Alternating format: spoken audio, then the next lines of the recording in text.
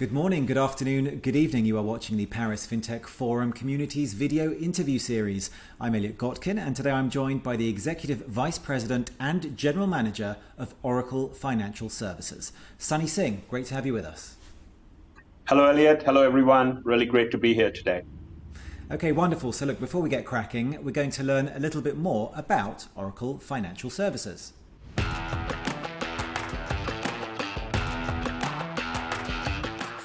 So, Sonny, I'm pretty sure everyone will have heard of Oracle, but maybe less familiar with the financial services division. Perhaps you can fill us in. Sure thing. As you rightly pointed out, Elliott, everybody knows Oracle. We are a Fortune 100 company, amongst the largest enterprise software companies in the world. At last clock, we did about $42.4 billion in annual revenue.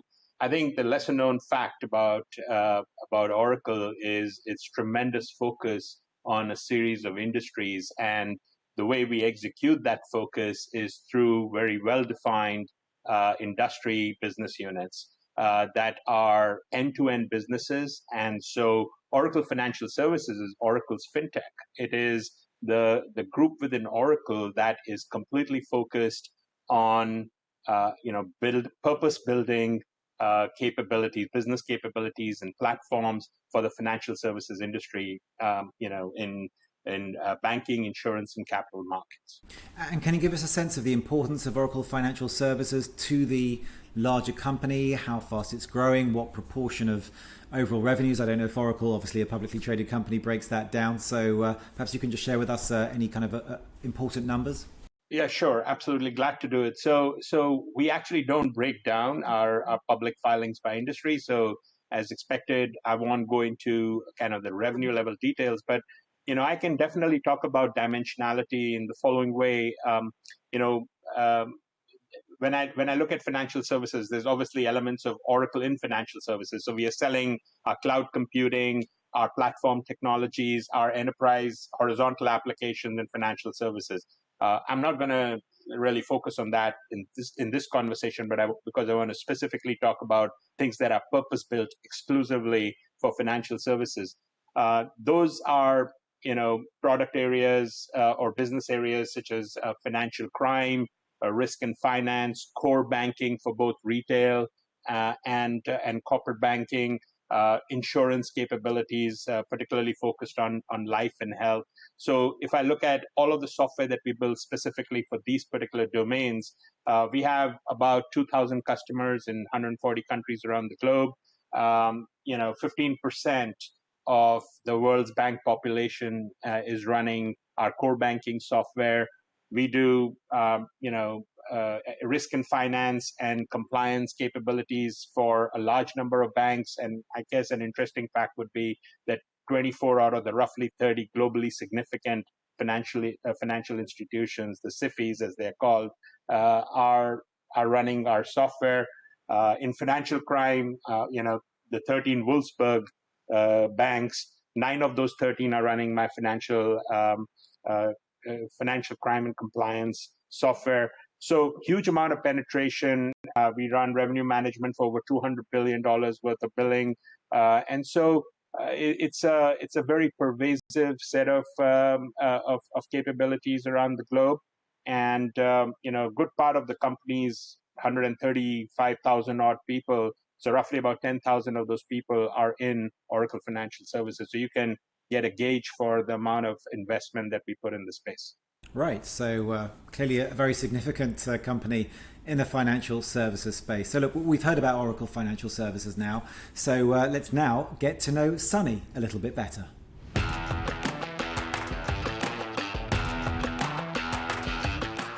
Now, Sonny, I say we want to get to know you a little bit better, but I see you've been at Oracle for something like 32 years, which I'm guessing is more than half of your life. How did you end up there?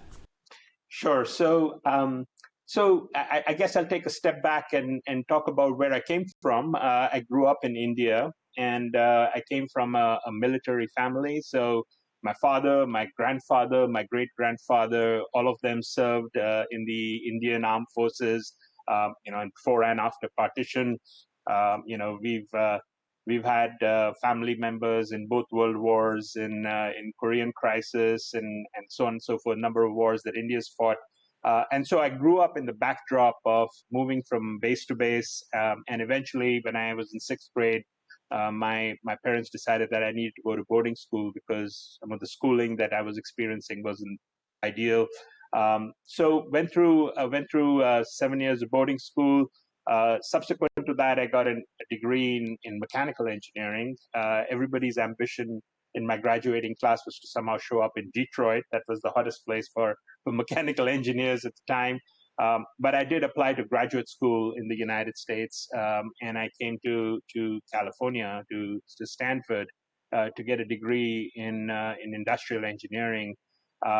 Interestingly enough, Oracle hired me right out of graduate school. So I was still in my second half of my master's program when Oracle, who was releasing a series of manufacturing applications at the time, was interested in hiring people with that expertise, and that's what brought me into Oracle.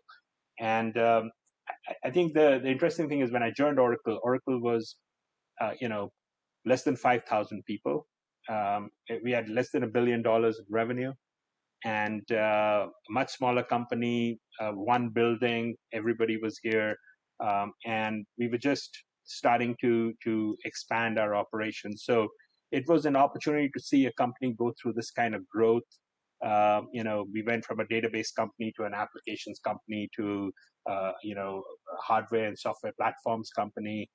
We are completely focused on the enterprise, and that entire journey has been the 32 years. And even though it feels like it's 32 years, it's just a series of jobs within Oracle during the course of that time frame. So very, very interesting period. I also had a good fortune to actually come here in 1988, and so I saw Silicon Valley at its best. I've been here in the entire 32 years in Silicon Valley. So that's a little bit of my history. I'm sure when you were growing up, was there perhaps a hope that you would follow in the footsteps of your family and join the military as well, or once they moved to the States, they were quite happy for that not to be the case and for you to kind of pursue your own career? I guess being an engineer is also pretty respectable. Oh yeah, absolutely. So my personal ambition was to eventually follow the footsteps of my family.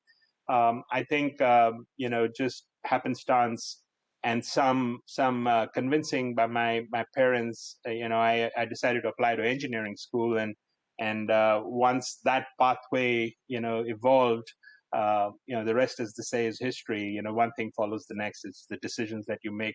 So I actually, once I was in engineering college, I pretty much at that time had decided that I would then pursue further studies in the United States, and halfway through I applied to graduate school and got accepted. So that's what caused the journey. I think the interesting anecdote is really how I showed up at Oracle. I didn't have a lot of ambition to join enterprise software or the tech industry when I was studying in graduate school. My roommate in my Stanford dorm was going for an Oracle informational interview, and he told me, "Hey, you want to come along?" And I said, "What do they do?" And he said, "Oh, they're a database company." I said, "Okay, I'm not really interested in that." He said, "Well, we might have wine and cheese in the interview." I said, "Okay, maybe I'll come along and grab a bite." And obviously, he pulled a fast one on me because there wasn't any wine, but there was definitely some cheese. And while I was there, trying to catch an early stack, one of the recruiters came over and convinced me to at least throw my hat in the ring. And the rest, as they say, is history. Amazing that your entire life could have gone a different direction if not for some free cheese and some imaginary wine. But I have to ask you just briefly, just this question, Sonny. 32 years at any company, especially a tech company, is almost unheard of. Has anyone at Oracle besides Larry Ellison been connected with Oracle as long as you? Surprisingly, there are a large number of people at Oracle who have kind of grown up within the company. So it's definitely not the norm in the Valley, but when you have a company like Oracle that changes so much in its life cycle, and there are opportunities to pursue different types of roles and take on different types of responsibilities, it feels like you're working for different companies. Over the course of just the last, maybe 15 years, we've acquired close to 150 companies and spend about $80 billion doing that. So in fact, one of the companies that's in my portfolio is publicly traded in India right now on the Bombay Stock Exchange. It is a fully publicly traded company and is a part of Oracle Financial Services. So getting these type of opportunities to run operations or invest in go-to-market or spend a lot on R&D, it comes with a company like Oracle, and doesn't feel like 32 years. I mean, I almost feel like this entire time frame has gone by in a blink, and I'm still energetic and enthusiastic about what I'm doing here. Well, you can't ask for much more than that, can you? So look, Sonny, a key part of this interview is to get your take on the future of finance. But first, we are going to take a very quick break, after which we're going to continue our conversation with Oracle Financial Services Executive Vice President and General Manager, Sonny Singh.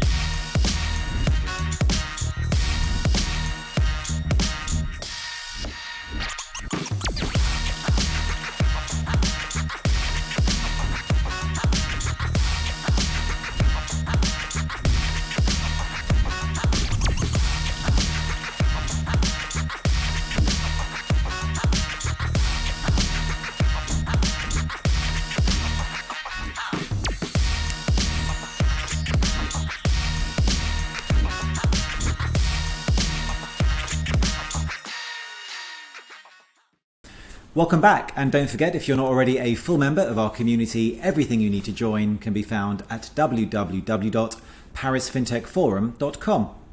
Okay, so now, Sonny, let's talk about the future of finance.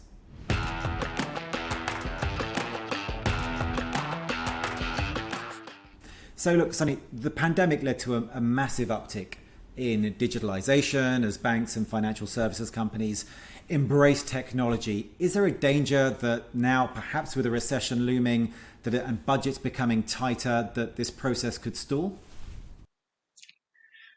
So I actually think that, from what I can see, my customers and prospects that we are engaged with, they're still very focused on continuing this journey that they have embarked on in various shapes and forms. I think there are implications of the pandemic and also of the geopolitical environment that we are facing, and this notion that rising interest rates and this economic uncertainty is going to stall investment. We are definitely seeing that in the fintech sector. So someone who watches that space, I'm sure you've seen the deal activity has dropped significantly. Both Q1 and Q2 in 2022 had sequential quarter-over-quarter declines in deal activity that were quite significant. M&A has slowed down tremendously. But if you look at it from the lens of a company like us, we see this as an opportunity. I think valuations will actually become much more reasonable. They were grossly inflated, in my view, over the course of the last 2 to 3 years, if not longer. And so it creates opportunities to not only expand the portfolio, but for my customers, it also feels like an opportunity to take advantage while their competition, which are these fintech companies, they're going to slow down a little bit. It's an opportunity for them to invest in technology and catch up. The other thing that happens with the interest rates that you're seeing, the interest rate regimes in almost all the central banks, we'll see an uptick in that, and that actually expands the opportunity for financial institutions because the net interest margin is a broader band, and you have the opportunity to make more money in that regard. Volatility in the stock market is also good for those banks. So while we are seeing these macro factors, I believe that financial institutions will continue on their journey to digitize, and they'll continue on their journey to modernize their infrastructure, which we all know has been aging for a good part of 3 decades now. And given what you're seeing and hearing, both from clients and from the market in general, which areas are you now believing to be the best in terms of where we're going to see the biggest growth in fintech? And I suppose the opposite of that, where do you think we're going to see the least growth, or perhaps things are coming back down a little bit? So I think there's two elements in there. So as far as fintech goes, I think the biggest sectors in fintech continue to be payments and continue to be lending, in my view. We saw a huge upswing in crypto, which I think the enthusiasm has cooled a little bit in that area, but I don't think it goes away. I believe that there's an element of financial future that will be driven through decentralized finance, and it's not necessarily just associated with currency. It's associated with digital asset management, custody, etc. So the technology framework for it is definitely something that is going to survive this current cooling period. I think what we are seeing is a cool down in the enthusiasm for crypto trading, etc. I believe that's local. We'll see how long it takes for people to shake that off.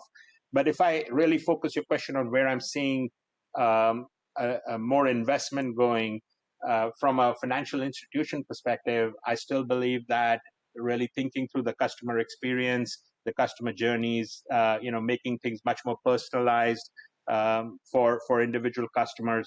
I think that is a continued area of investment. I think a lot of them, put out mobile channels and internet channels over the course of the last 7-8 years. I think that was just the first step in that journey. Personalizing it, getting the right offer at the right time, being embedded in the customer life. I think those are things that banks still have to figure out, and they are continuing to invest in that area.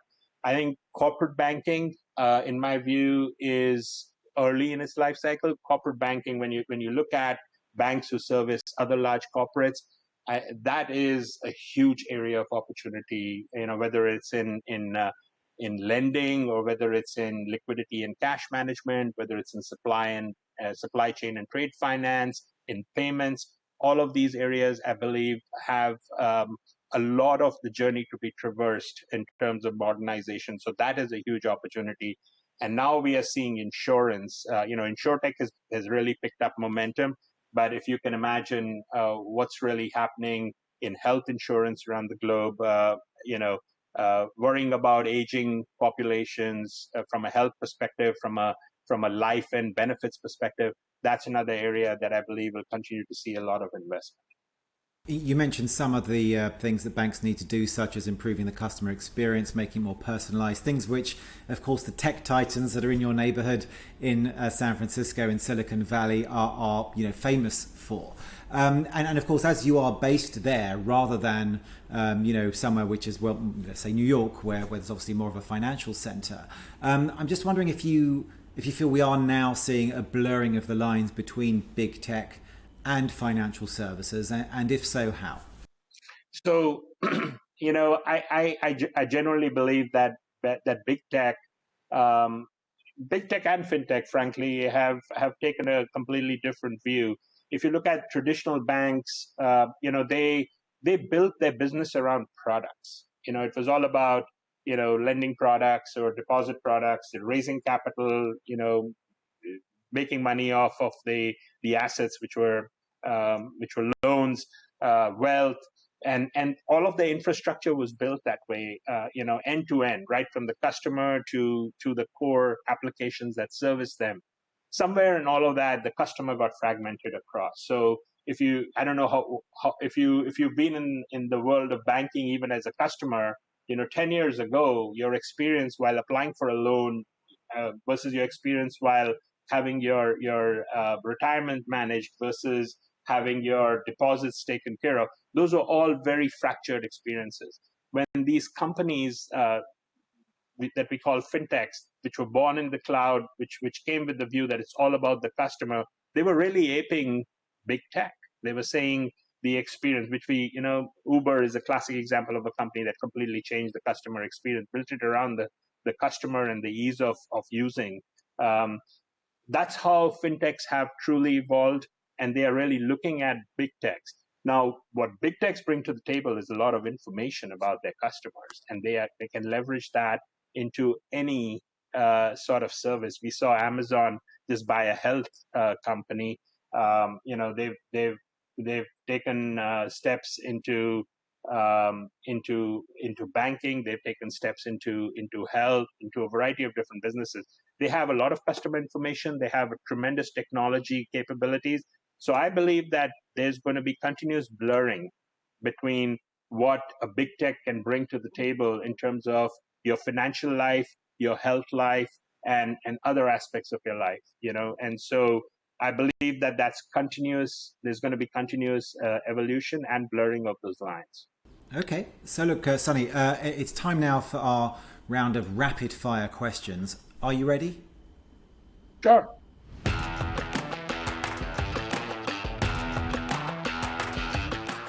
Great. So look, I'm putting 90 seconds on my timer. So we'll get through as many of these as we can. Just one word answers is all I'm looking for. And when my alarm goes off, then we'll stop this round. So away we go. From your perspective, what fintech segment, aside from yours, has the biggest potential over the next 5 years? I'd say it's still payments and lending. What is the biggest pain point in your everyday financial life that you'd like to see resolved? Personalization. The bank needs to know what I need. Are we at the beginning, middle, or end of the fintech wave? Beginning. Do you have a metaverse strategy? Not yet. Do you think that regulations in the EU and US have kept pace with new behaviors in finance and other opportunities and possibilities that are happening? Yes, more in the EU and less in the US. How would you describe NFTs, non-fungible tokens? A scam, B, an interesting concept, or C, part of the future that we really don't want to miss out on? Part of the future that we don't really want to miss out on. Have you ever invested in crypto? Not yet. Are physical points of sales part of the future of finance? Yes, they will continue to be. On a scale of 1 to 10, 10 being the most likely, how would you rate the chances of the following things happening in the next 10 years? So between 1 and 10. One of the neobanks will be as profitable as a top-tier legacy bank. 9. Great. Well, we've actually run out of time for our rapid fire round of questions. And that also, unfortunately, means we've run out of time for our conversation. So really just want to thank you, Sonny Singh, Executive Vice President and General Manager of Oracle Financial Services. Thank you so much for joining me today. Thank you, Elliott. It was fun. And for everyone watching, we will be back again next week with another big name from the world of finance and technology. We do hope you'll be able to join us again then. In the meantime, you can subscribe to the Paris Fintech Forum YouTube channel and follow us on Twitter at Paris Fin Forum. So that's all for now. Hope to see you next time. Bye-bye.